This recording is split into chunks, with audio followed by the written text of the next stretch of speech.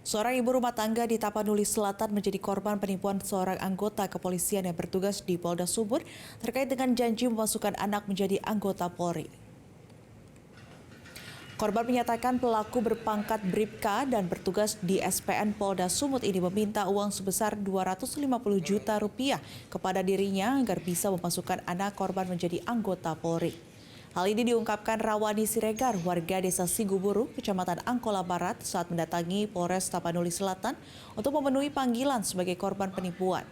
Menurut korban, dirinya telah mentransfer uang sebanyak 2 kali, namun saat pendaftaran calon siswa Polri 2023 dibuka, anaknya dinyatakan tidak memenuhi syarat tinggi badan. Kesal dan merasa dipermainkan, korban kemudian melaporkan pelaku ke Polda Sumatera Utara. Ini anakku bimbel di tempat dia. Terus mau mulai maksud pendaftaran, dia telepon kami. Oh, dia bilang, "Kak, ini mulai masuk pendaftaran. Nanti katanya kalau waktu-waktu pendaftaran, oh, aku mau bantu, aku mau tolong, tapi harus pakai uang, Kak." Aku bilangnya, "Ya kayak mana?" Bilang, "Oh, nanti kalau pas waktu pendaftaran nanti kakak kirimkan rekening kami di Biap." Jelajahi cara baru mendapatkan informasi. Download Metro TV Extend sekarang.